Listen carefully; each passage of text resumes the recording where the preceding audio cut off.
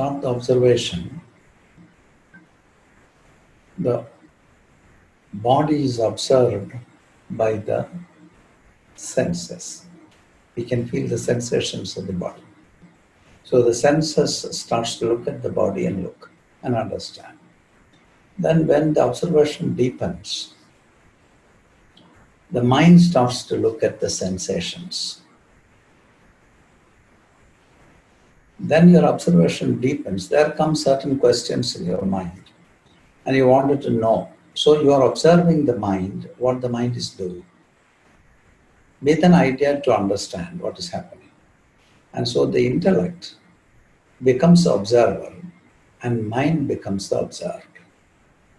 And then there is a deeper faculty than that, which is the ego, the enjoyer and sufferer. The enjoyer is looking from where the enjoyment is coming. So it looks at the intellect. Intellect says yes, good, right, wrong. When it says good, you become happy. So the enjoyer and sufferer mind, which is the ego, that is observing the intellect. And then the observation deepens further that the self, the so-called self, the identified self, starts to observe the enjoyer and sufferer mind. And then it understands the enjoyer and sufferer mind is creating something, and all these things are not the observer. When you come to that limit, then there is nothing more to observe. So the observation drops, and then you remain as the witness. There is nothing to be observed. Nothing is happening, so nothing to be observed. And you become the witness. And the witness is the only observer.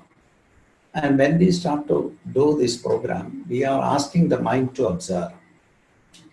It is just about tricking the mind. Otherwise, the mind goes on doing its own activity. And so we give another tool for it to observe. So the mind starts to pretend that it is the observer. And this is just cheating the mind, to drop the mind. And so we give this tool for the mind to observe. The mind goes on doing the observation. It becomes joyful because it has something to do now. So we are detuning our system from creating all kinds of troubles. It is becoming the observer. It is not the observer. It pretends as the observer. So he feels a little bit joyful. And then finally, when he starts to look at the witness, there is nothing to look. So the observer mind has nothing to do. So it drops and you remain as the witness. So it is just like a small cheating system. It's like swimming. When you start to learn swimming, it will be very difficult on the first day to jump into the water. You stay a little time there and then somebody puts you into the water and then you know, oh, you struggle a little bit and then you started to manage. Like the small birds push their small daughter or son, small one, into the air first time for flying. So the mind is very, very worried to enter into the witness state, because when the mind enters into the witness state, the mind is not there, it is gone. So the mind never wants to enter that. So it goes on doing some of its activity. Now we are cheating it by giving some beautiful toys to him to play. So he pretends that he is the observer. And finally, when we ask him to look at the silence, he looks and he's gone. And in that state, there is nobody observing. So we are slowly trying to work with the mind and then just push the mind into the unknown, to the silence. Which the mind can never understand it. So he's hesitant to jump into this silence. Then we go on suggesting him, giving some tools for him, and finally when he jumps, it's gone. Then there is no more mind. You get into a state of no mind.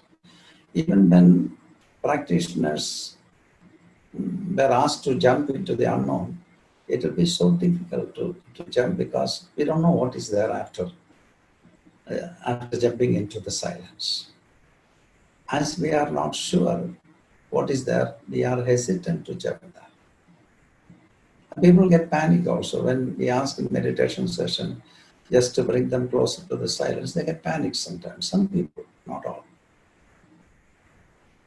The problem is that used to come to people is, if I am there and if I cannot come back, what will I do? And some people feel that they are in silence. At the same time, they start to feel that whether I can come out or not, and they get into panic. They are already out. They're already out from the witness state. But this is how the mind is struggling to survive. So we are working with the mind continuously, giving some tools and asking him to follow. And finally, we trick him to jump into the silence, that there will be only witness, no observer.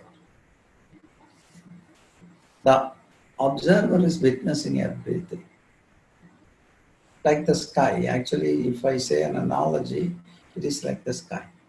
There are stars, there are clouds, beyond which there is I cannot even say space. There is nothing actually. There is nothing. In which there are celestial objects are moving, clouds are moving. It is all coming from the infinite source or emptiness or whatever. When you take a small atom, you can see the same thing. We are composed, our body is composed of atoms. All the chemical changes that are happening in the atomic level in the body. What is there in the atom? There is some charges which is moving. Proton, neutron, electron, positron, some charges actually. And what is the background of this charge?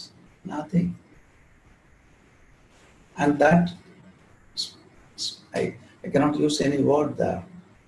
I cannot say it as space. The spacelessness beyond the manifestation extends through everywhere. And there is no everywhere, it is full and complete. It is passing through me, passing through you. It is the same thing, it is not different. In that respect, I am you. But in the mental level, I am not you. What you say, I don't understand. What I say, you don't understand. We can fight in a mental level. But beyond, we are the same. We are extending. I am extending through you. You are extending through me. We are the all at all times. We are full and complete. There is no division ever possible. But the mind creates the illusion of division. And it leaves the illusion of division continuously.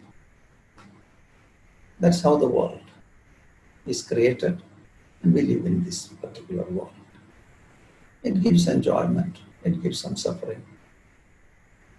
This is the point. I hope I made it clear. Thank you. Beautiful.